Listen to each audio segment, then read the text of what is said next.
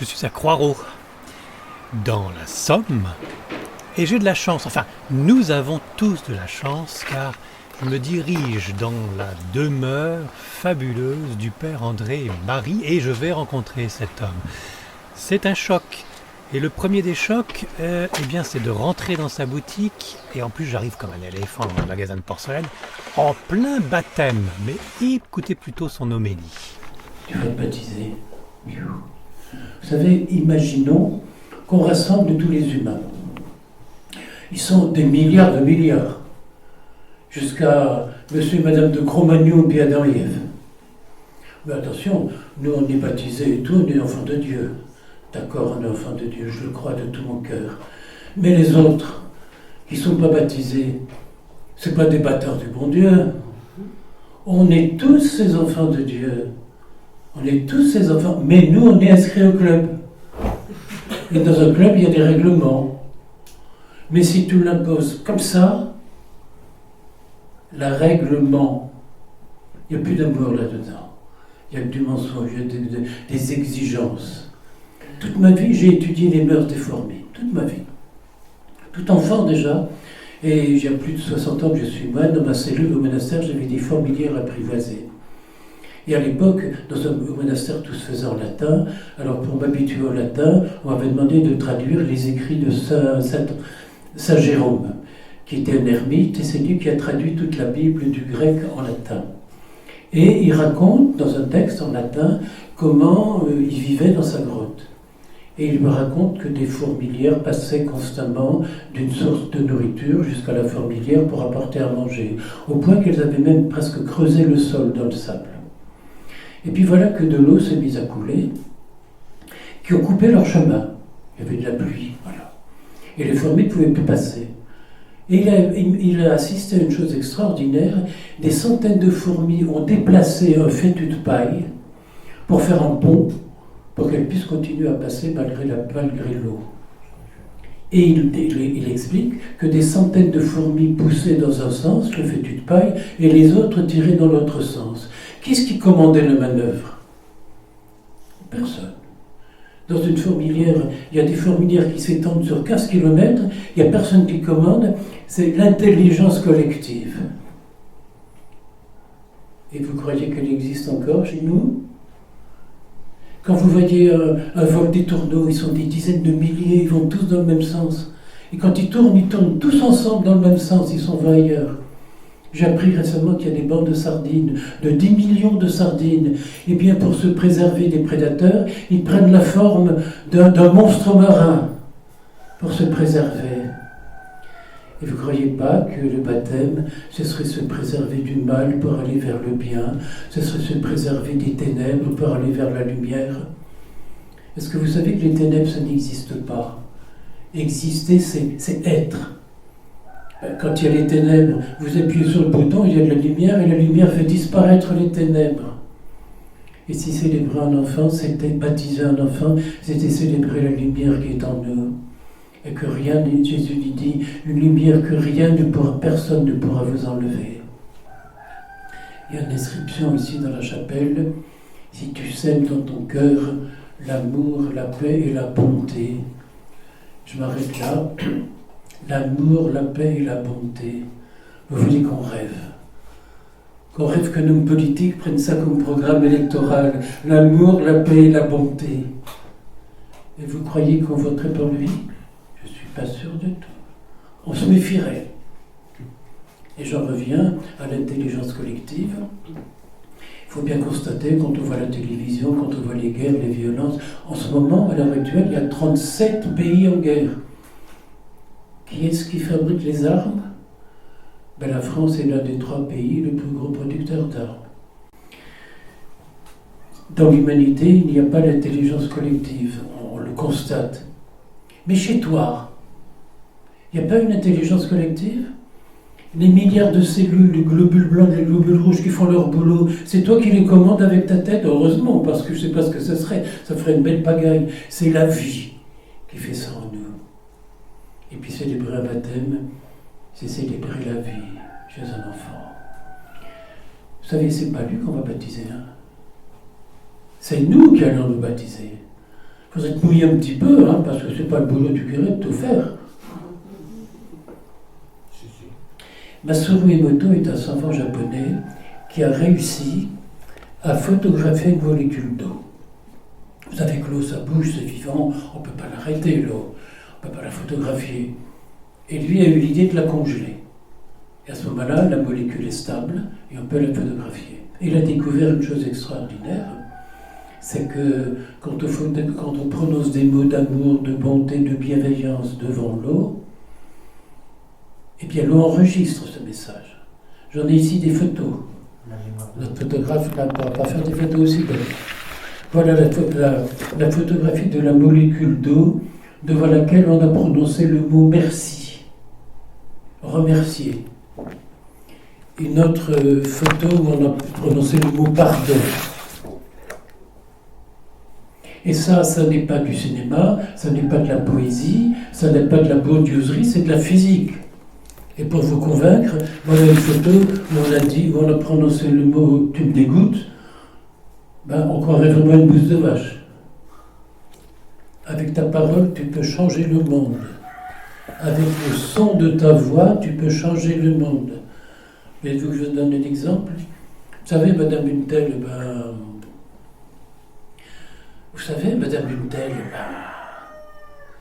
j'ai employé exactement les mêmes mots et j'ai dit le contraire, avec le ton de ma voix, avec la forme de mon visage. Et à chaque fois, alors, à la messe, à la consécration, Jésus prit le pain, le bénit. Vous croyez que le jeudi saint, Jésus a fait comme ça pour bénir? Mais le jeudi saint, la croix n'était pas encore inventée, Jésus n'a pas fait comme bénédiction. Bénédiction.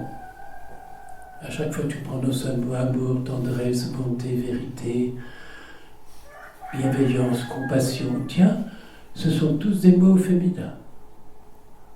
C'est le féminin qui va changer le monde. C'est pas le masculin, les gros mecs, là, les gros durs. Moi qui suis potier, voilà une preuve là, mais j'ai dû dans ma vie tourner plus de 300 000 poteries. Rassurez-vous, j'ai pas compté les pots, j'ai compté les tonnes de terre. Une tonne de terre, 1000 pots. Eh bien moi qui suis potier, je sais que l'argile, c'est de la pierre qui est usée par l'eau et par le vent. Chose étonnante, c'est une loi de la nature, c'est toujours ce qu'il y a de plus doux qui use ce qu'il y a de plus dur. Vous voyez des galets dans une rivière, ils sont complètement arrondis par le passage de l'eau. Eh bien, je crois que célébrer un baptême, c'est célébrer la douceur, la bienveillance, la bonté, et puis laisser l'eau couler. Et puis de temps en temps, il faut dire non à la société, à la vie, aux habitudes. Il n'y a que les poissons crevés qui vont dans le sens du courant. Les autres remontent le courant. Et si célébrer un baptême, c'était remonter le courant. De la facilité, de la fadeur, et parfois de la laideur. Je pense à ce gars, vous savez, j'ai hébergé plus de 30 000 personnes dans cette maison. Je pense à ce gars qui, pendant 27 ans, n'a pas dessoulé. Il était pété tous les jours. Et un jour, il m'a dit, je te hais. Moi, je dis, c'est les mêmes choses, mec. Moi, je te aime. Il suffit de rajouter un petit rien du tout. Vous savez, quand on va à l'école, on apprend l'alphabet au début. D'abord, on commence par apprendre à faire des bâtons, et puis des ronds. Et puis après, on commence à écrire les lettres. Alors, la lettre N, il y a 2 jambages. Et si tu rajoutes un jambage, ça fait quoi? Ben, ça fait la lettre M. Et voilà que tu as fait passer la N à M. Et si venir célébrer le baptême, c'était se dire, nous, dans la vie, on va passer de la bêtise à la bonté, de la laideur à la beauté, et le faire tout doucement, calmement, paisiblement, et se dire qu'après tout, le monde a peut-être raison, parce que le monde se laisse conduire. Tenez un petit exemple. La Lune est capable de déplacer des centaines de milliards d'hectolitres d'eau. Ça s'appelle les marées. Et moi qui voyage beaucoup, je suis allé par exemple 27 fois à Madagascar. La Terre est ronde, la France est ici, Madagascar est là-bas. Alors quand je suis là-bas, j'ai les pieds en l'air et puis la tête en bas. Et puis l'eau qui est là, elle devrait tomber. Elle est collée à la Terre parce qu'il y a l'attraction terrestre. Et l'attraction lunaire, ça se déplace les liquides. Et des savants ont découvert que s'il y a les marées dans la mer, il y a la marée dans une tasse de thé. Le liquide se déplace. Dites-moi, vous savez que le corps humain est composé à 90% d'eau? Et quand tu es mal luné, c'est quoi? Ben, c'est tout simplement ça. Et oui, mais quand l'autre est mal luné, vous savez, un petit conseil, hein, quand dans la vie tu as affaire à un énervé, t'as qu'à te demander qui est l'énervante. Et c'est une loi générale, c'est vrai pour les femmes aussi, pour les hommes aussi. Ce serait tellement facile. Et je pense que célébrer un baptême, c'est se rendre la vie facile, pleine d'amour et de bonté. Et qu'est-ce que nous dit Jésus dans l'Évangile? Les grands principes.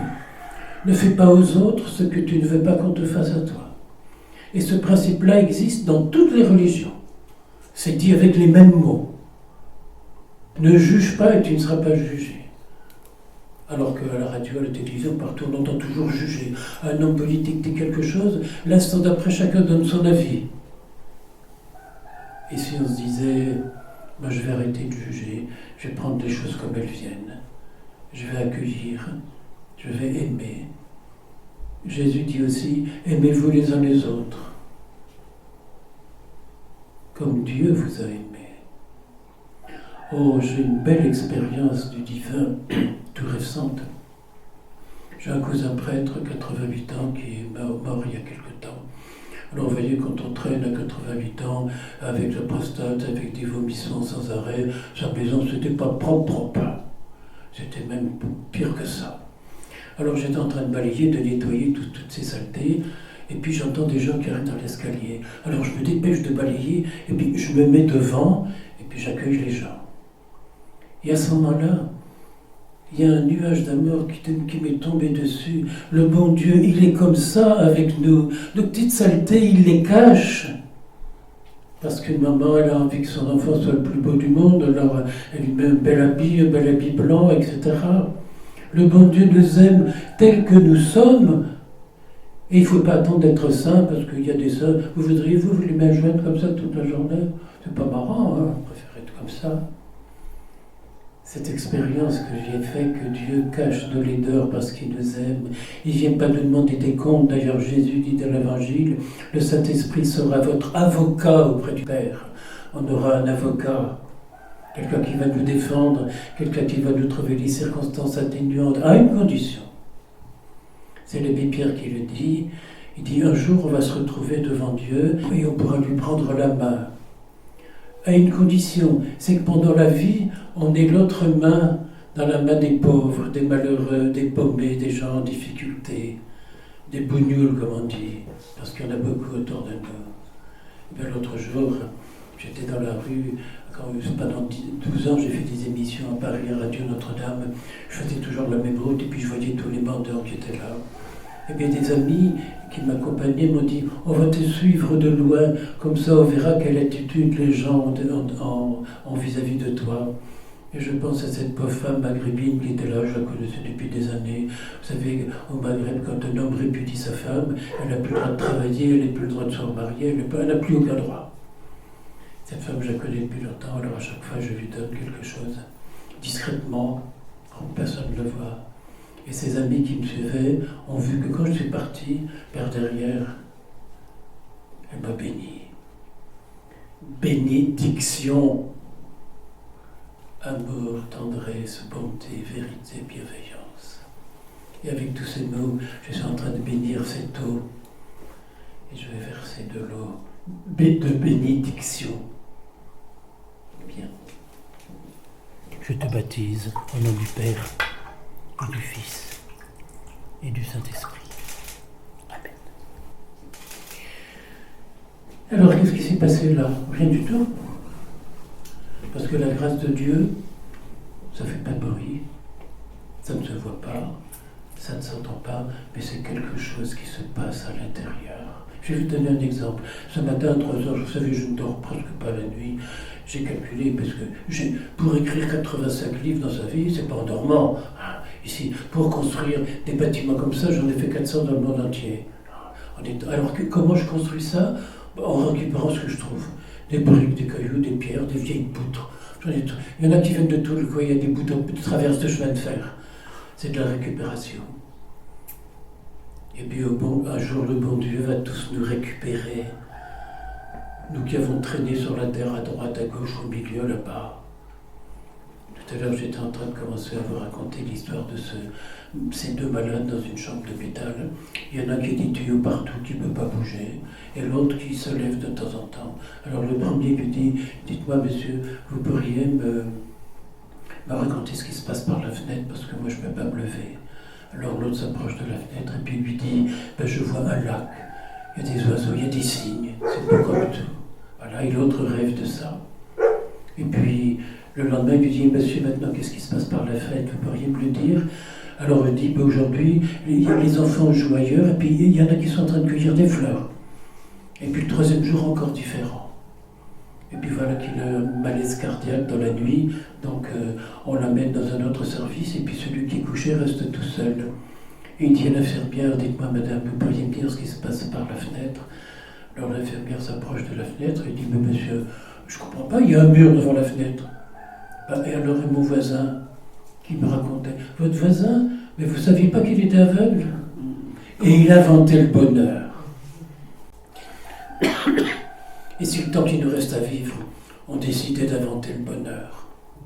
Vous vous souvenez de ce chant de, je ne sais plus qui, il y a une vingtaine d'années, qui chantait « Qu'est-ce que t'attends pour être heureux ?» Bah oui, qu'est-ce que t'attends? Il n'y a pas de temps à perdre, hein. Il y a le coronavirus qui t'attend, lui. Non, n'aie pas peur. On va essayer d'aller vers l'essentiel. Et pour aller vers l'essentiel, on va ensemble réciter le Notre Père. On va tous se donner la main, tant pis pour le coronavirus.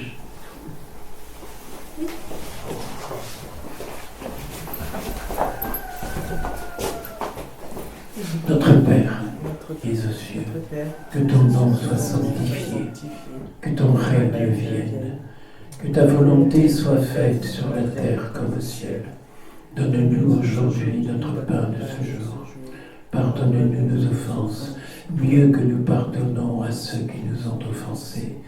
Et ne nous laisse pas entrer en tentation, mais délivre-nous du mal, car c'est à toi qu'appartiennent le règne, la puissance et la gloire, dans les siècles des siècles. Vous savez, je suis souvent très malheureux de mon église. Quand je vais dans une église, il y a un cimetière tout autour. Et qu'est-ce qu'on voit? Des cadavres sur une croix. Mais moi, je crois en la résurrection. Et quand on pense que jusqu'au XVIIe siècle, on n'a jamais vu dans une église romane ou dans une église gothique un crucifix, c'était toujours le Christ en gloire, le Pantocrator, le Christ ressuscité. Alors le voilà là, entouré des anges, ici de la communauté humaine où tous se tiennent la main, et puis toute la création du monde qui existe en permanence. La création, c'est une chose qui se produit aujourd'hui, ici, maintenant, hier, avant-hier, et puis jusqu'au bout. Au bout de quoi? Il n'y a pas de bout, c'est éternité. Splendide. Au-dessus, c'est qui? C'est la messe? Le disciple d'Emmaüs. Ah oui, le partage. Oui. Ils le reconnaissent à la fraction du pain. On va aller dans une salle là-bas où il y a d'autres tableaux. Je vous suis. Oui.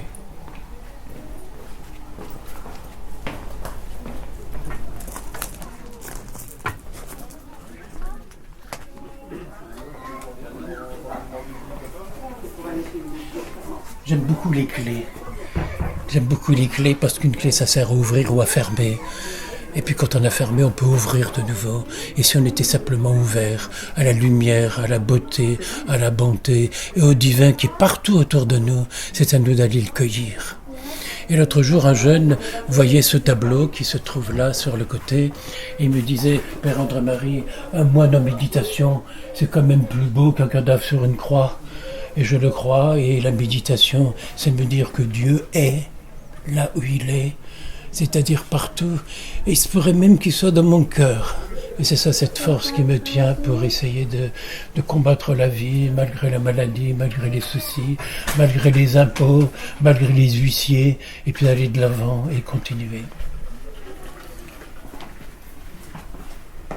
Une chose assez étonnante, c'est que dans dans l'histoire de l'Église, le Christ a été, au niveau de l'art, représenté plus de 1100 fois de façon animalière.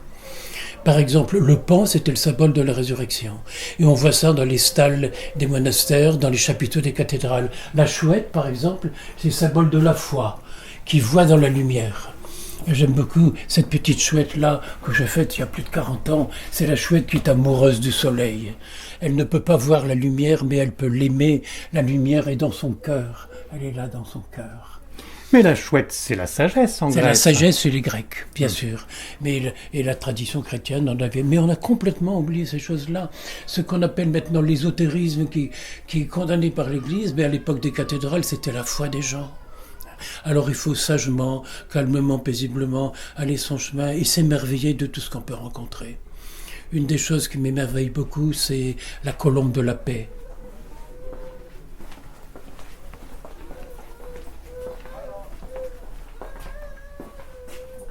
Voilà, ici c'est le coin des colombes. Qu'est-ce que c'est que la paix? C'est quand de la tranquillité dans l'ordre. Devant le chaos, on met les choses en place et puis on arrive à l'harmonie. Et la paix, ce n'est pas un sentiment qu'on a en soi, c'est quelque chose qu'on construit à chaque instant. Il faut commencer, il faut recommencer, il faut pardonner, il faut aimer. Si le pardon existait un peu plus, le monde serait tellement plus beau. Et oui, et pour être encore un peu plus catholique, la colombe est un symbole du Saint-Esprit. Bien sûr, tout à fait, bien sûr. Plus que la paix, c'est le renouveau. Oui, et puis c'est la colombe, l'arc-en-ciel de Noé, quand il a lâché une colombe et qui est revenu avec un bras d'olivier. Et c'est aussi un symbole. Catholique veut dire universel. Alors pourquoi ne pas représenter le calendrier aztèque? Ce sont des êtres humains qui sont tous des enfants de Dieu, qui ont vécu leur vie d'une toute autre façon que nous, à une autre époque. Et si j'étais né en Inde, je pense que je serais moine bouddhiste. Si j'étais né en Algérie, je serais moine sophiste. Je suis né en France, j'ai le bonheur d'être mort catholique et d'être moine bénédictin. Voilà encore un Christ ressuscité qui a été réalisé par un de mes cousins qui vient de mourir maintenant, le cousin Guy, et c'est la joie d'être et la joie d'exister. Et dans beaucoup de tableaux, je mets des pierres. C'est Saint Hildegard de Bingen qui avait donné une propriété thérapeutique à toutes les pierres, et le pape Benoît XVI l'a nommé docteur de l'Église. Pour revenir sur le Christ ressuscité, Pancréator, c'est l'essentiel du message de l'Église. Bien sûr. Et on ne peut pas nier la mort du Christ pour autant. Nous sommes d'accord. On va les voir en face. Oui, ça représente. Et la mort, c'est important. Bien sûr.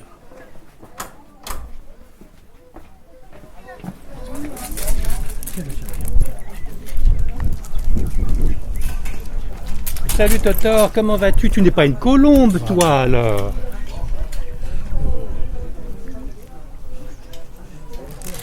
D'où vient-il? C'est un cadeau qui m'a été fait par des amis, un break de Weimar. Fougueux. Plein de vie. Non. Ah oui. Et puis c'est un femme. Il y avait une mère canne qui nous a fait 13 petits. Dis donc, fabuleux. J'ai jamais vu des cannes avec des ailes comme ça. Ah ben oui, c'est chacun Chacun son truc.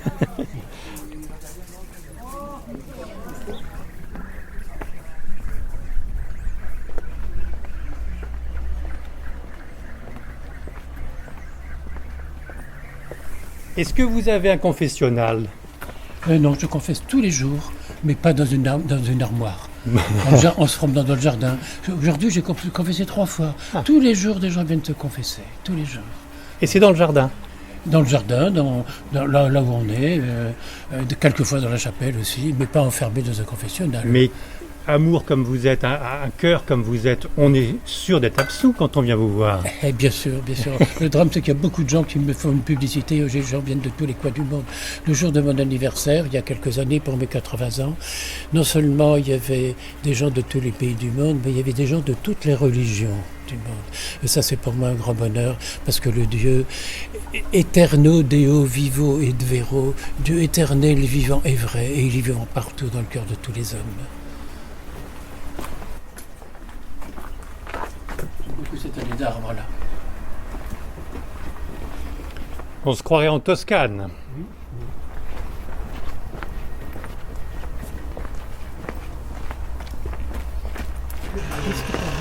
mettre pas le bazar, mais j'aimerais commenter ce Christ-là.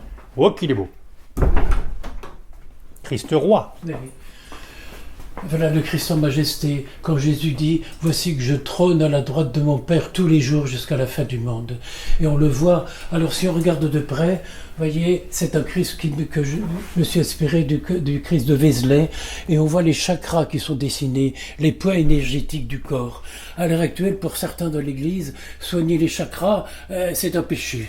Alors qu'au Moyen-Âge, c'était la religion. Bien sûr, on ne va pas nier le chemin de la croix, que j'ai représenté tout autour. On ne va pas nier la prière de chacun des fidèles, et tout autour, la création du monde, qui sont faits avec des éléments en porcelaine. Alors que le Christ lui-même est coulé en métal, et je fais fondre les shrapnels de la guerre, les grosses billes de plomb qui sont dans les obus, je les fais fondre pour que la haine devienne de l'amour. La lettre N devient la lettre M. Alors, voici une photo de l'instant de notre conception. Quand le spermatozoïde pénètre l'ovule, il y a eu un éclat de lumière. Et on est tous nés dans cet éclat de lumière. Et j'ai pris ces couleurs-là pour représenter la Trinité.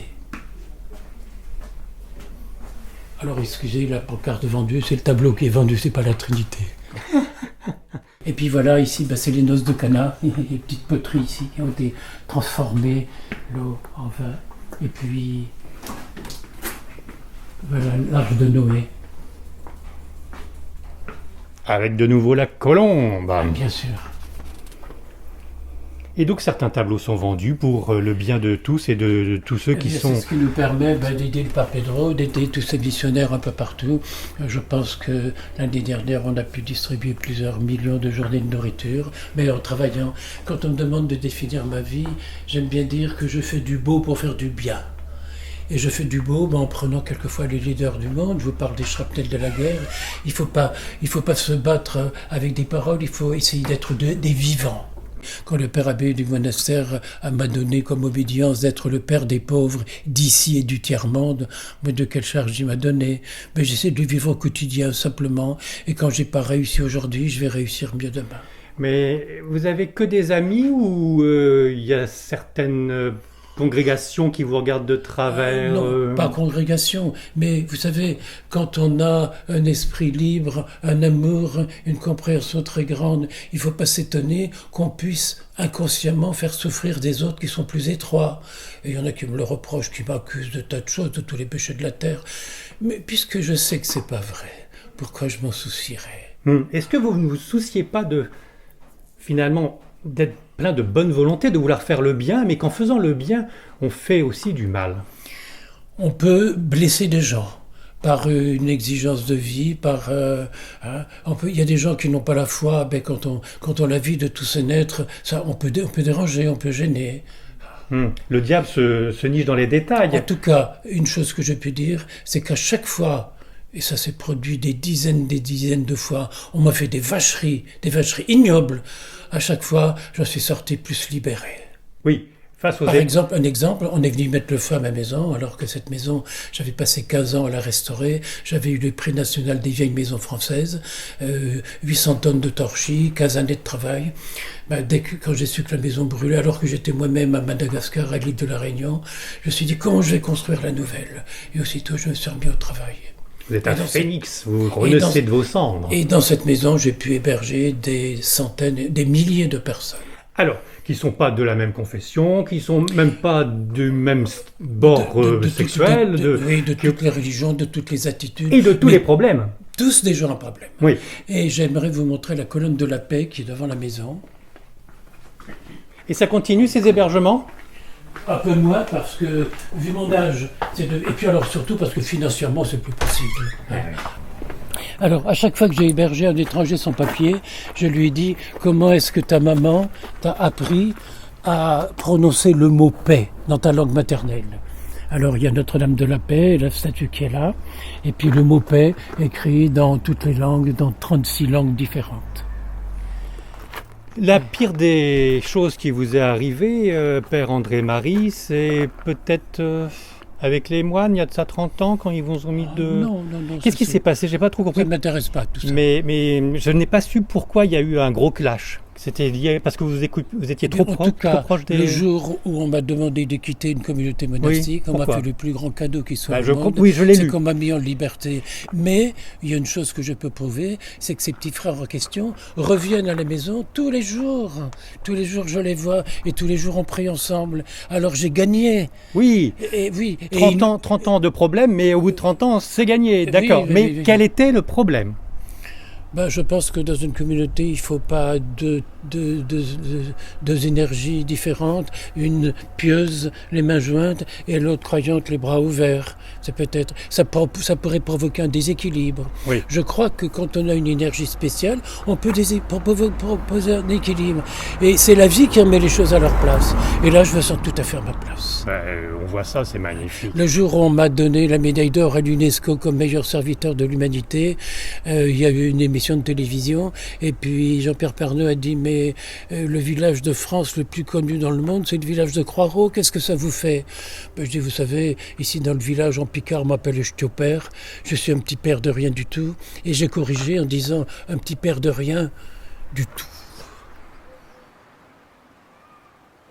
Voilà un mandala qui est le mandala de la création du monde avec les 4 saisons. Et puis on y trouve le travail des hommes, c'est d'après les chapiteaux de la cathédrale d'Autun, on voit toutes les saisons avec un temps différent. Et si on passe par derrière, en voyant d'abord le Christ ressuscité qui est là, j'ai sculpté dans le livre de la Bible ce mot « La paix soit avec vous », mais de façon à ce que ce soit difficile à lire. Parce que pour cultiver la paix, c'est pas facile dans la vie. Par contre, si on s'arrête à regarder toute la création du monde, tous ces centaines de petits personnages qui sont en porcelaine, que j'ai inclus dans la résine pour faire ce travail, on arrive à se dire que un instant après un instant, on est en train de reconstruire le monde. Qui est-il, ce moine au milieu? C'est d'après les chapiteaux de la cathédrale d'Autun, c'est la fête, c'est le taille de la vigne, c'est le mois de février. Vous êtes né au mois de février? Non, je suis né au mois de juin. Ah, c'est pas vraiment vous alors dessus. Non, c'est pas moi. Alors là, c'est la tablée pour tout à l'heure. Vous êtes quelque part de temps en temps dans vos œuvres? Non, principalement, j'y suis par mes mains. On est toujours nombreux à table, alors on s'est fait un plateau tournant, de façon à ce que chacun puisse se servir comme il l'entend. Ah oui, je vois que sur cette grande table, même le président est parmi vous alors. Mais j'ai hébergé ici les plus pauvres et les plus grands. J'ai hébergé le chef de cabinet du Shah d'Iran. J'ai été mêlé à des tas de choses internationales. Et puis j'essaie toujours de le faire au quotidien, faiblement, facilement. Et venez voir où est la solution. La solution, elle est ici. Donc toutes les personnes qui sont à table ont le Christ au-dessus d'eux. Voilà. Venez, prenez et mangez-en tous. Et tous les animaux de la création sont quasiment là. Et alors là, ici, on voit quelques-uns des animaux qui ont été représentés dans la géographie chrétienne, qui représentent le Christ. La chouette,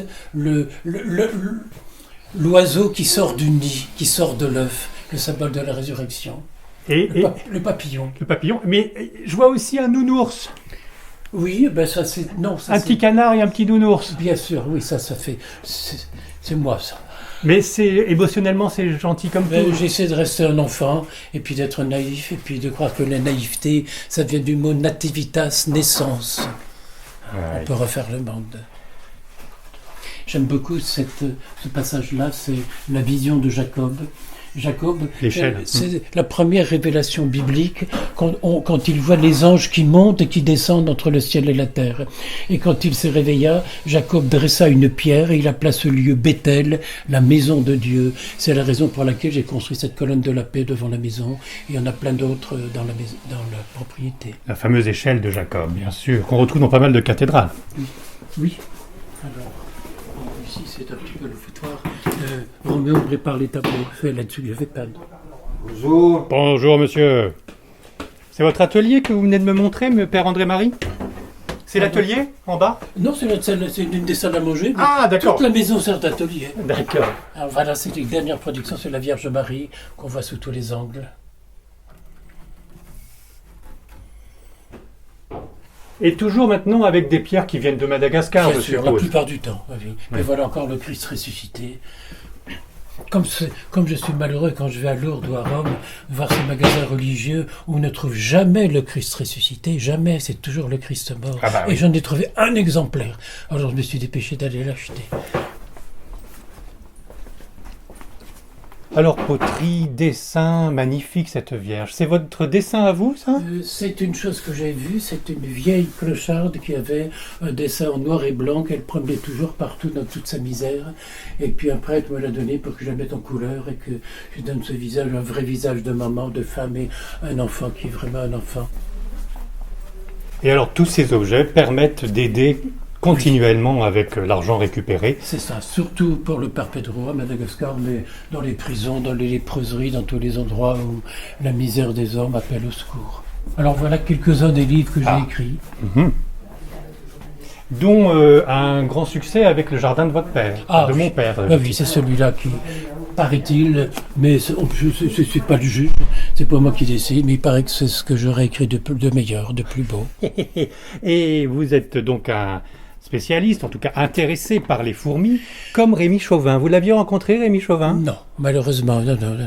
Ben, étant donné que je suis moine, je ne rencontre pas beaucoup de gens. Beaucoup de gens viennent chez moi, bien sûr. Hein. Le petit moine qui ne dormait pas la nuit. C'est toute une collection. Et il y a un passage que j'aime beaucoup. C'est à la page 66, si je la trouve. Voilà, le petit moine. C'est facile de pardonner. On n'a qu'à tirer la chasse d'eau et c'est les pardons du ciel qui tombent sur la terre. Et alors quand on est libéré, ben, il n'y a plus qu'à s'envoler puis à monter plus haut que les autres, c'est-à-dire tout en bas.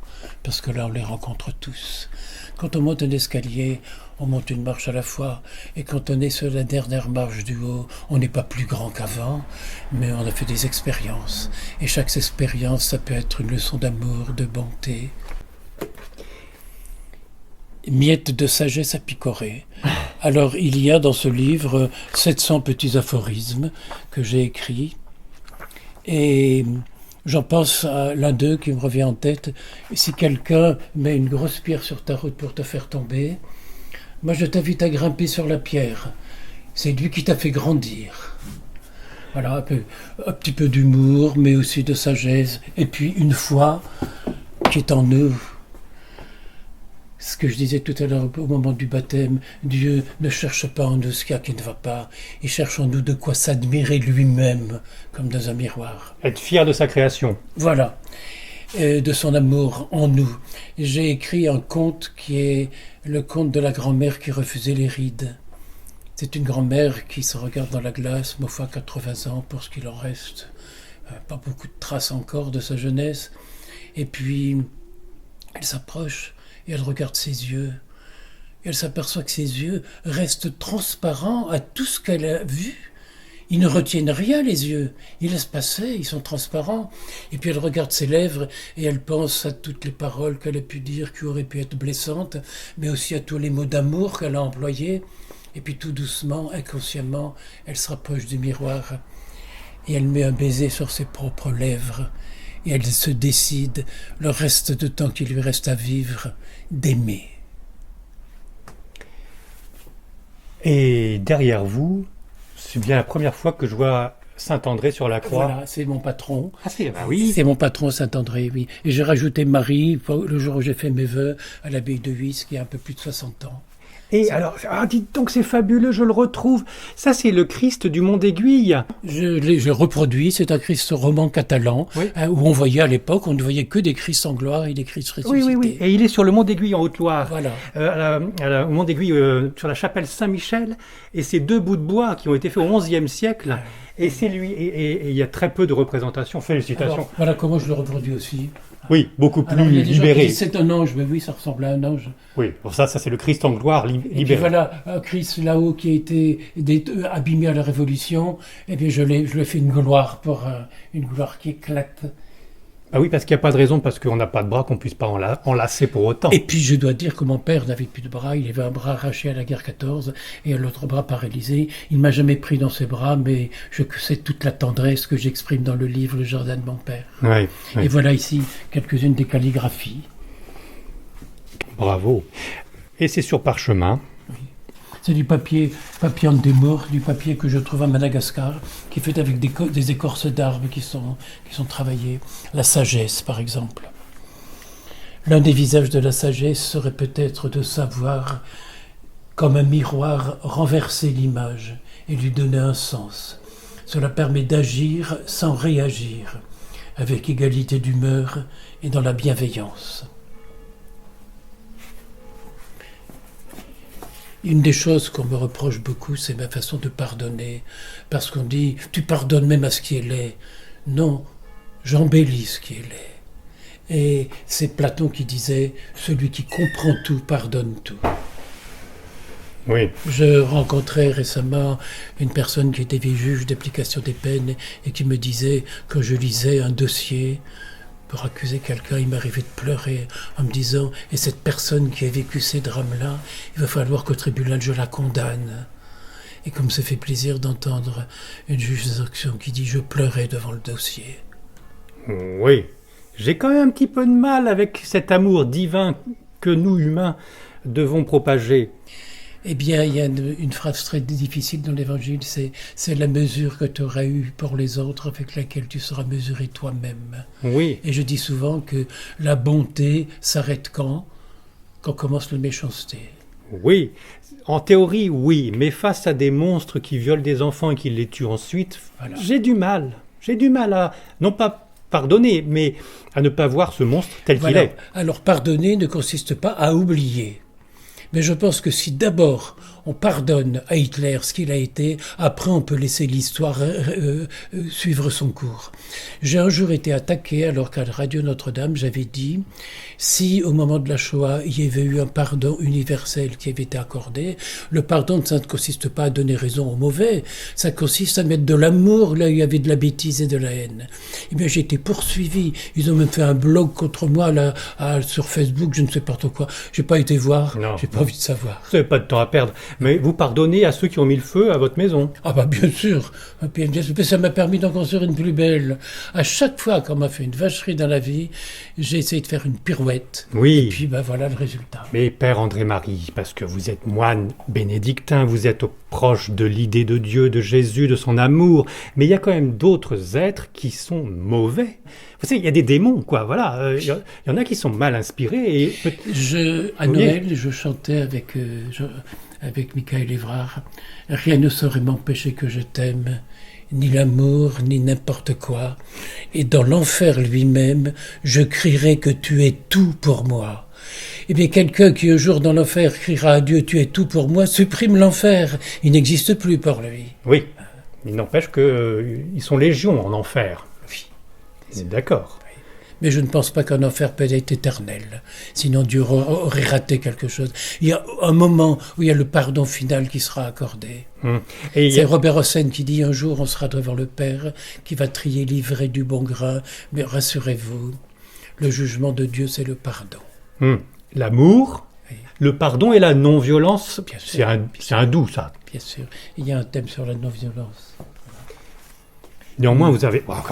Père André-Marie, vous vous rendez bien compte que c'est délicat face à une maman de demander pardon à quelqu'un qui a massacré sa fille. Bien sûr, bien sûr. Et attendez. C'est quand même... Ils sont encore là ? Qui ça ? Les invités ? Oui.